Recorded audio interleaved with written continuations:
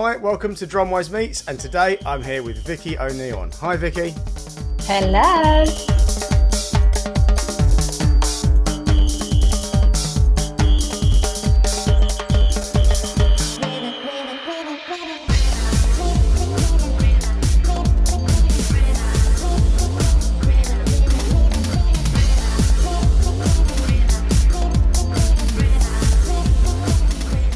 So my first question for you today is, what age did you start playing drums and percussion, and what bands or artists inspired you?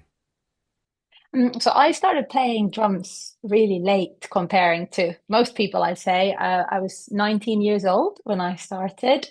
And that was because I had been backpacking in South America for 6 months.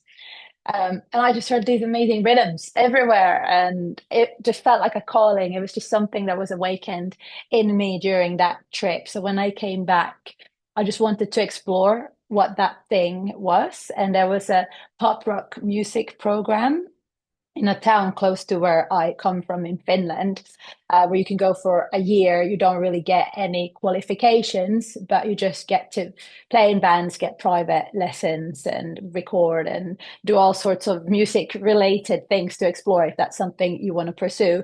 So I went to that school, stayed there for 2 years, and that's where I started to take drum lessons and absolutely fell in love with the drums. So I have to say actually that my first drum teacher was a massive inspiration to me. His name is Marcus Hellander, because without him, I probably wouldn't be playing drums today, to be completely honest. And another early influence was definitely Stuart Copeland for me as well. Ah, excellent. Well, we're going to come on to influences, but that's nice that you've talked about your drum teacher, because that's what I do. I run a drum school. I mean, I love teaching myself, and I think teachers are such an important part of anyone's journey. If you've had a good drum teacher or whatever instrument or whatever you're really learning or pursuing in life that inspires you and puts you on the right path, it's life changing. It really is. Can be, at least. And just going back to when you first started, what was your first drum kit, if you can remember? Um, so I moved after 2 years in that school. I moved to London to do a degree in at drum tech, which is now under BIM. And I did a diploma year first. And when I moved, I still didn't own a drum kit. So the very first drum I owned was a cajon drum for just some local gigs back in Finland. But then after that, I slowly started to build up to getting my own kit. And the first thing I did was to go down to Brighton and build my own snare drum. And I still have that snare and I still love it so much. And that was the first. But then it was a PDP kit that was the full kit. That was the first kit that I owned. Excellent. I've heard about those snare drum building workshops. I think I had a student that did one down Mm. Brighton Way. What can you remember what it was called? Tiki drums. Ah, yeah, that's the one. Yeah. Yeah, I don't know if he still does it, but it was such a cool experience, especially because everything drum related was so new to me. So then to really understand the process of what makes a drum, what are bearing edges, the importance of every piece that a drum consists of, and learning that process actually really helps to understand how to tune your drums and what drums are and how you get them to sound good as well. From your first drum kit or your first drum to what equipment you currently use. Now, I imagine this might be a long list with, Oh with what I've gosh. seen of your setup, but talk us through, your current setup and, what you use for various songs and so on. Well, I think that's a difficult question to answer just because I do so many different things. So it really all depends on the gig, because I do just get booked to play kit, or just get booked to play percussion, or just get booked to play electronic hybrid setups, or a combination of some of those. So it really depends on the gig. In some ways, for every gig I'm doing, I custom build my setup depending on what's needed from me. I used to play kit for Anastasia for 3 years. And now I play percussion, which is a very electronic hybrid percussion rig. So I can talk you through those setups if you want me to, for Yeah, go for it. Yeah, example. definitely. Yeah. So the current setup that I have is LP, congas, and bongos, and I have a little timbale and a 10-inch snare drum. And then I have two big gong toms behind me, but they are not actually mic'd up. They have triggers on them, which means that I can add essentially any sounds that I want. So I have loads of big taiko type drums that I use in quite a few of different songs in the set actually.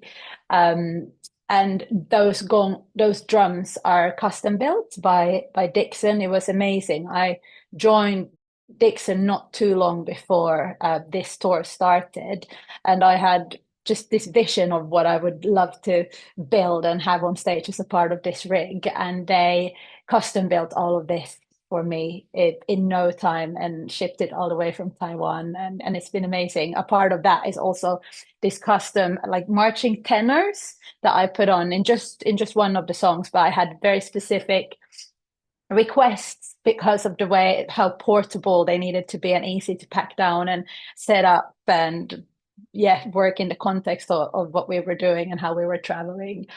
So yeah, I just want to give a big shout out to Dixon for custom building me whatever I needed.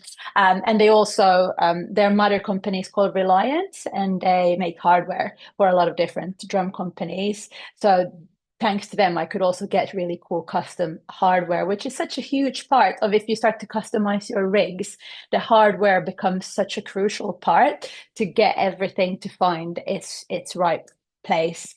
Mm. So yeah, so that's the Dixon part of the rig, and then I also have a lot of Roland products. So the SPD I have 8 different triggers connected to it. So I have a KT10 pedal where I have a cowbell sound and just a variety of different sounds when my hands are busy that I can play with my feet instead. So I use samples for those.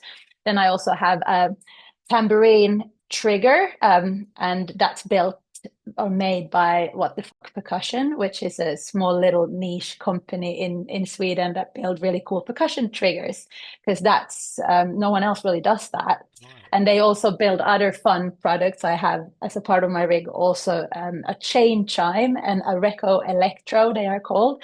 And it's difficult to explain what they look like, but we could probably put some pictures Yeah. up on here to show them.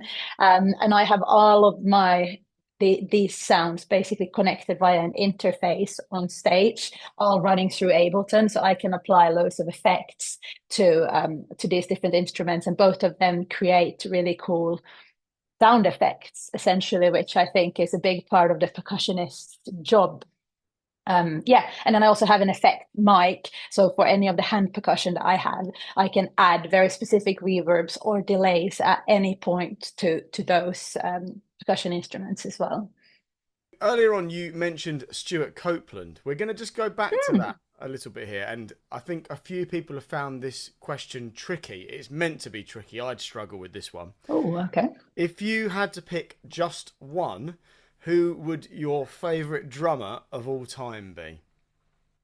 That is such a tricky question because it keeps changing all the time. I mean, just these past 2 weeks, I've seen so many incredible drummers that all inspire me in different ways. If I That's would just kind have of to pick, that's kind of the yeah, right answer. but if I would have to pick one, it would probably be Sheila E. for Right, me. cool. For everything that she does, the fact that she is both such an incredible kit player and such an incredible percussionist, uh, an artist in her own right. The the genre of music that she plays, Latin music and everything that she's passionate about, but also then venturing into the pop and funk and everything that she's done in her career. She's a true icon, and she's definitely inspired me a lot over the years. Excellent. And if we can now broaden it a bit more, so what other inspirations are there? Again, you mentioned Stuart Copeland. Like, because what you said I think is so true. We draw on all these different influences. That's kind of why I've made the question really, to kind of make people realise that most of the time there isn't just one drummer. But yeah, what are your other real influences? Um, so if I literally just look back at the last 2 weeks and people that I've seen play live that I've been inspired by, because that's just the first ones that come to my mind now. I went to see Annika Niles Okay, at yeah. Ronnie Scott's last Friday, and she's amazing. This was her originals project, Neville, and technically she's such an incredible drummer, like what she can do, but also going in between like real tight pockets and so many different feels that she had throughout her performance, but then combined with that technical ability just makes you go, Mm. I don't think I will ever get close to the technical ability that she has. So that's really inspiring for me in that sense. Then I saw Julian Brown play with Soul to Soul at BBC Radio 2 in the park about a week ago. And his pocket and his feel is just incredible. So for pocket and feel and groove, which is kind of like that's more the type of drumming that I'm leaning towards more than the technical stuff in general. That's what I gravitate more towards. So he's a really good example of that. Then I went to a Roland event here in London last Tuesday, and Michael Shack was doing a performance, and he is such a huge inspiration for me because the little niche that I sort of carved out for myself is the world of electronics, and that's where he really excels. And been I've been on a few of the same bills as him over the years, and I've always just really looked up to him and how he masters, how he integrates um, Roland products, the SPDSX and Ableton with videos, and he creates his own mashups and remixes with videos behind him. And it's always just nuts and so much energy and so fun to watch. So for that reason, he's a big inspiration to me as well within that sort of world. He's a massive personality as well, isn't he? We did one Yeah. of these interviews with him a while back. People can check that out. It's very funny. Hi, my name is Michael Schack. I'm really happy to meet you here at DrumWise Meets. You know me as the ball drummer from Belgium with glasses, playing electronic drums and lots of drum and bass and so on, so on. But this one I'm going to do without glasses because now I can actually see Tom in the screen, and otherwise it's two Toms. And then Greg Bissonette is another Mm. one that is just such a legend. And the way he plays, but I think it so much becomes also about personality that combined, but that's what made these players so great and so unique at what they do because of the personality they have and how they approach the kit. So yeah, he's definitely a huge inspiration to me as well. Excellent. And this might be a good time because you mentioned Sheila E. This might be a good time to just bring this up. So I think when I was learning, and you look back to the 90s and stuff, that you didn't see on TV or whatever many female drummers behind the kit. And now it's kind of normal, and I know that Mm. that sounds ridiculous to say that because it should be normal. Mm. And I've had so many more young female students and so on over the years, and I think it's just great to see, I suppose, is what I'm saying. So Yeah. I mean, is that something you've noticed over your time from when you started playing to now? Yeah, definitely. And that's always been something that's been really important to me to be a part of that journey of inspiring a next generation of girls to to pick up the sticks and just to normalize the fact that should be normal, but it wasn't normal when I started, which is not even that long ago if we think about the history of drumming.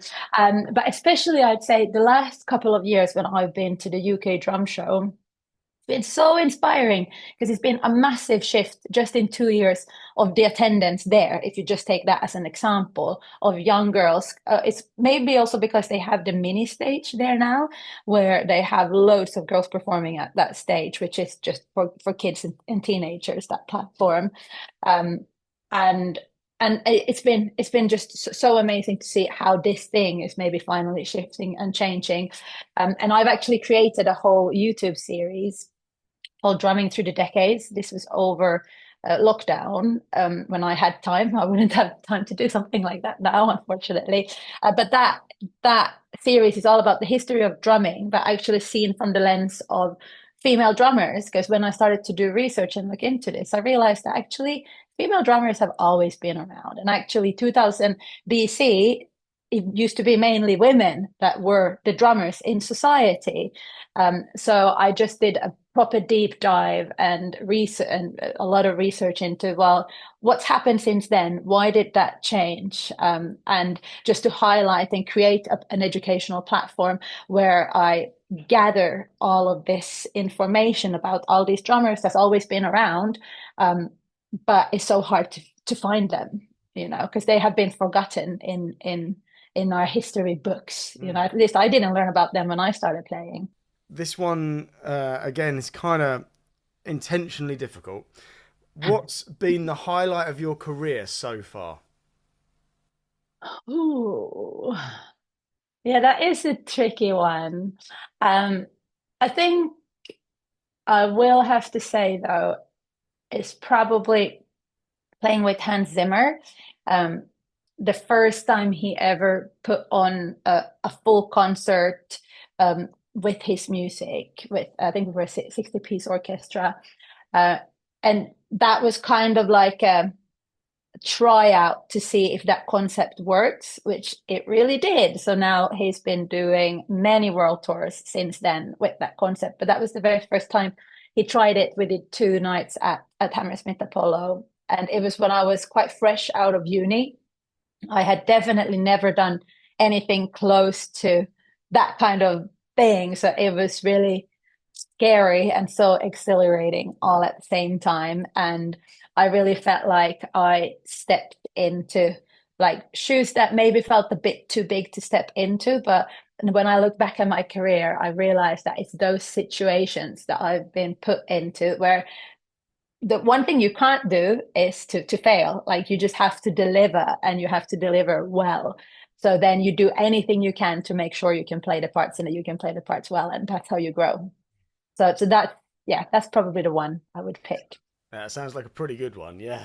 Yeah. And just touching on what you just said there about, coming out of uni and stuff, I've just thought this might be a good thing to ask you from an educational point of view for people that watch this that maybe are thinking about going to uni or are approaching the end of uni, because this is a conversation I have with people all the time, and they're like, yeah, but if I do go to uni, how am I, like, what work am I going to get at the end of it? Obviously there's no guarantee. So maybe you can just like briefly talk about how that worked for you. So, you've done uni and then getting a job as a musician afterwards. Yeah, I remember literally like the day I was graduating, I had such mixed emotions, because up until then, my focus had only really been getting as good as I could. And I was practicing like relentlessly, and I had great teachers and always had very specific tasks to. I had a guided route the whole way to where to become the best possible session drummers that they could help us become during my uni years. And then the day I graduated, it was like, and now what? Now the student loan will stop, like that. I didn't start working when I was still in uni because I just had to spend all the time growing, because I started playing drums so late. So I wasn't really making money from drumming at all at that point. So I was like, well, okay, I'm living in London. It's bloody expensive. How am I going to make this work? This is so scary. Do I just move back home to Finland? But that's not what I came here to do. Um, so then I started and continued to take lessons with Mike Dolbear. which I'm now so grateful I did. And he, first of all, has really great connections. So it was actually him that put my name forward for the Hans Zimmer gig. So that's one thing I can recommend. Try to find a really established drum teacher that could potentially introduce you to some really cool work opportunities. And then he recommended to me, start going to jam nights. That's where you're going to meet people. And I did. And for my playing, level of playing and playing experience, that in and of itself was great, because it's so scary to go up and play on a jam night and you don't know what you're going to end up playing or who you're going to end up playing with. You might not know the song, all of those things, but to put yourself in that situation, again, you grow quickly as a player. And what I started going to blues jam nights because I knew that, okay, I feel a little bit more comfortable. I kind of know the structure of the blues format. So it's a little bit of a safety net there, rather than going to like some fusion jazz night and dropping myself in the deep end there. And gradually I did actually start to get gigs from people that I met through these jam nights that I went to. So I started to get some wedding gigs. I also started teaching. I was just looking for any kind of teaching opportunity that I could get. And then slowly I sort of started to build up from there. And then the first big thing that came my way, which was maybe a year after I graduated, was this gig with Hans Zimmer then. So, my next one for you here. Have you ever had anything go wrong on stage that you've had to recover from? Well, yeah, I'm trying to think what would have been like if there's anything that's gone really terribly. I don't think I've ever had anything go terribly wrong. Um, but I have had issues with playback, which is something a lot of the work and world that I work within, if whether that's TV or then I work in the world of pop mainly, and we use click tracks for almost everything we do. I'm so used to working with click tracks, so that then means that we're running playback, and there's always things that can go wrong with that. If a laptop just decides they want to stop working, even if you have a redundancy setup where it's supposed to jump over to the B system, the backup system, sometimes it doesn't for whatever reason, because technology can always be a bit of a liability. So yeah, I have been in situations where I've been in charge of the playback. I've been on stage playing at the same time, and then something just stops working and you don't know why. And that you get this like feeling of panic when you're on stage, because you know that it's all sort of on your shoulders. And also because with playback you run a time code, the time code controls all the lights, or if you have video screens, so you kind of control the whole show from that world. So there's been a couple of moments where there's been weird glitches in the audio of the playback, so I've had to stop it. That making that decision in like milliseconds of like, do we stop this now? Because I know what that's going to mean. That's going to stop all the lights. It's going to stop this and this and this. And do we have, and what's on track for this specific song? Will we sound good if the tracks just stop? But also the tracks are in a weird place now, so we have to stop it. And those kind of situations on stage just feel horrible. But I think there's been a few times where I've had to stop the music, but I think we've always managed to get away with it, because I've always been lucky to be on stage with great musicians and have a great lighting engineer that has been able to pick up things manually. So I think the audience have never really noticed when any of these things have happened. But internally, I've been in panic. Yeah, absolutely. I know that feeling. Yeah. When something goes wrong and you're off with the click track and it's that split second, do I kill it? Yeah. Yeah. Horrible. So next one for you here. When you first get a gig with a new artist, how do you learn the material? Have you ever done it where you've read the whole score, maybe for the Hans Zimmer thing or something? You've been sent multiple pages for you to read, or is it more learning by ear and listening a lot, or transcribing your own stuff? How does it normally work for you? Again, I think every gig is completely different. So with Anastasia, for example, we don't really get sent anything. So then it's just up to me, my process of like, well, how do I remember things the best? and I am a very visual learner. So I tend to always, if I just get sent the music, I tend to score it out myself. And the process of scoring it out is how I actually learn it. And then initially when I play it, I will look at the score and then I try to take it away as quickly as possible because it's also so easy to get dependent on it, and then not know what to play if you're not looking at it. So that's the process if I just get sent the music to learn.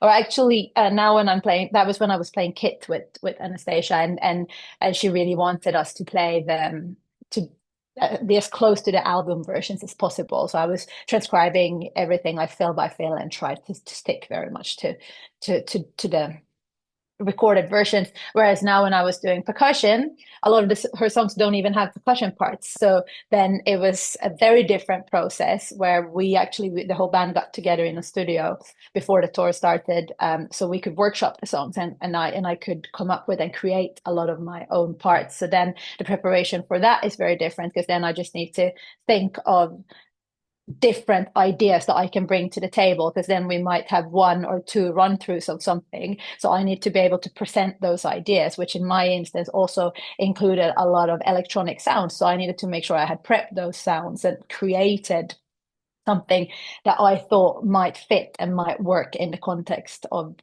the music, because you don't have time in that context to then start programming sounds and think of what you're going to do. Of course, a lot happens on the spot, but you always have to come in prepared, if that makes sense as well. But then I also did a gig with the a Philharmonic Orchestra in Finland, the Tampere Philharmonic Orchestra, a couple of weeks ago. And that's a gig I got very last minute, just over a week before the gigs actually happened. And that was a lot of reading, and very cinematic scores, which can sometimes be quite complicated, which I know from the work that I did with Hans Zimmer. And I can read, but I don't do it often enough to be a fluent sight reader, as in I couldn't just open scores like that and just play through them perfectly straight away. I have to spend time with them to really get them right.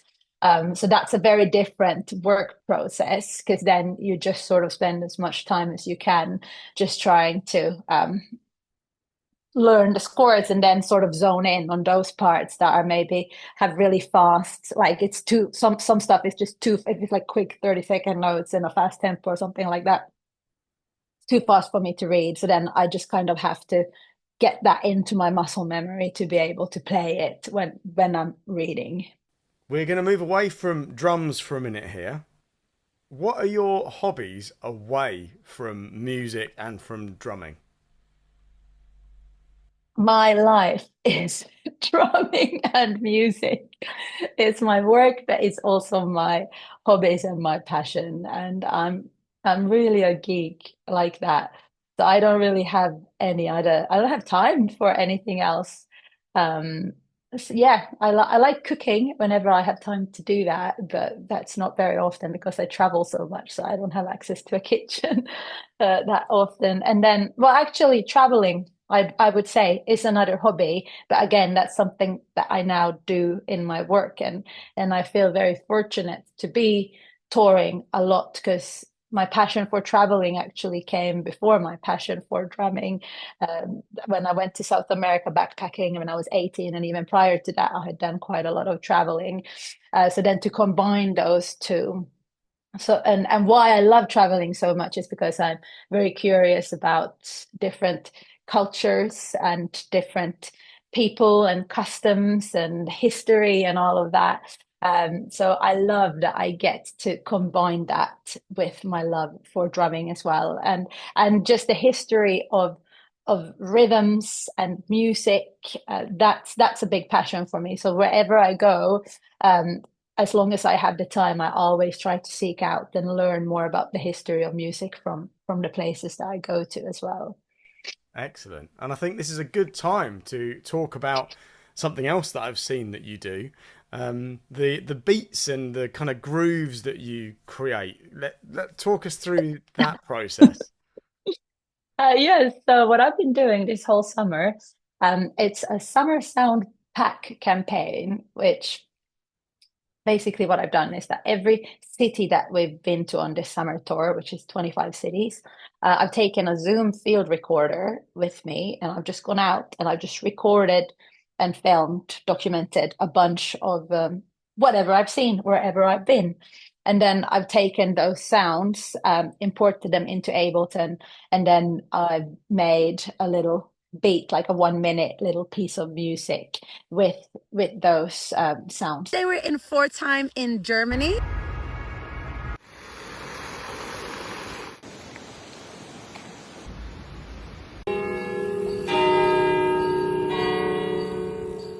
Mission accomplished. Here comes the police sirens.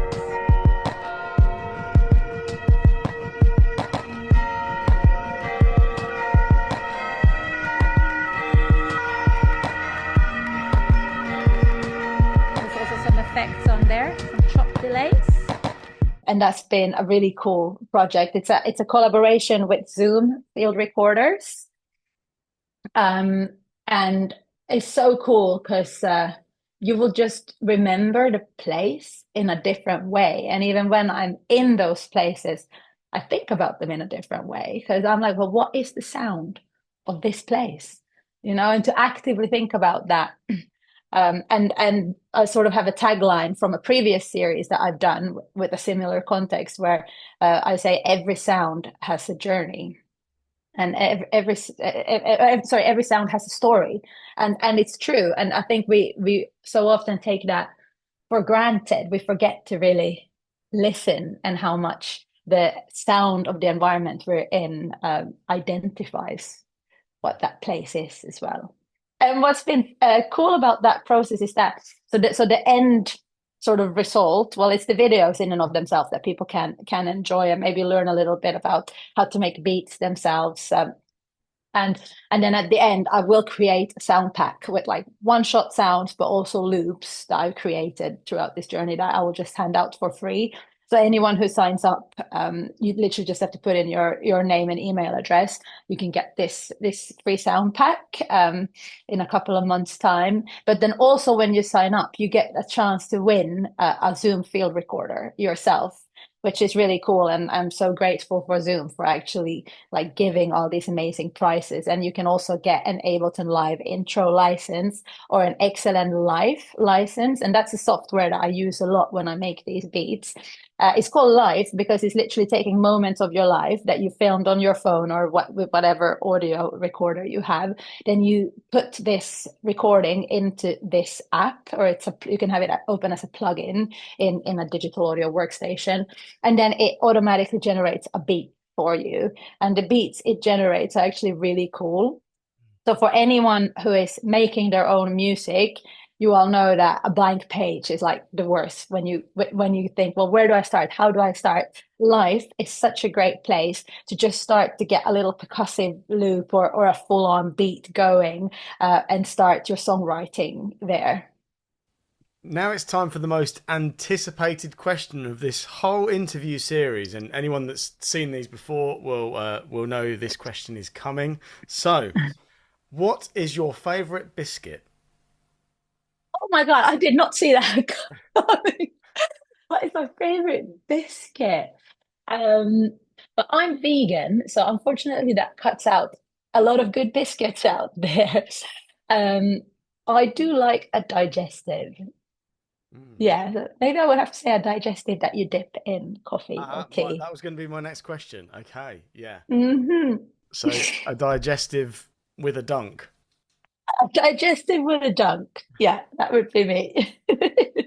So we're on to our last question now, and Okay. this one is kind of related to what we talked about with uni, really, just for kind of helping people that are starting out with drums or whatever. If you could give one piece of advice to your younger self when you started learning drums, or when it first became an idea, what would that bit of advice be? Maybe it would be, when I was starting off first in the music school in Finland, I had access to a drum kit and even a recording studio. 24/7. And then when I was in uni in London, I had access to practice on their kits a lot. So I kind of took that for granted, or at least didn't fully understand how difficult it is to have a place where you can have a kit set up and practice. And even 15 years into my career, I still struggle with that because I'm not in London enough to justify hiring a permanent studio because that's expensive. And then, yes, I could go to pirate studios maybe and play every now and then, but that's not my own setup. That's not my own kit. So anyone that has access to a place where you can have a kit set up and practice on a regular basis, like really use that time, or maybe try to find a way to create a space like that for yourself. And I know that everyone's situation is difficult because if we can't practice, it's difficult to develop our skill sets. There are other ways, obviously, that you can practice it. I've been trying so many alternatives, so like just practicing on a pad, or just doing this, or just doing that, just practicing reading, just trying to have a metronome in my ears when I'm out for a walk, and all those things definitely helps a lot. And also just listening to music and loads of different types of music is one of the best teachers that you can have to grow as a player. But you will still need to sit down on a kit to really grow as a player, so to have access to that space. But also one more tip, then I know I was only going to have one, is to play in covers bands and to cover music in general, and to play as many different styles of music as possible is an invaluable tool to grow as a player. Because by playing a wedding, you learn so many different genres of music in those 3 45-minute sets that you have to learn. So never underestimate or undervalue. If you have like a pub gig on a Thursday night or whatever, never think that you haven't made it or whatever, because that's the type of gigs that you're doing.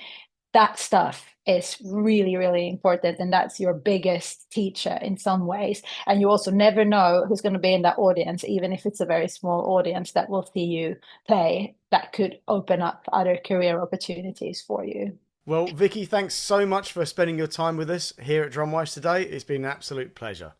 It's been great. Thank you so much.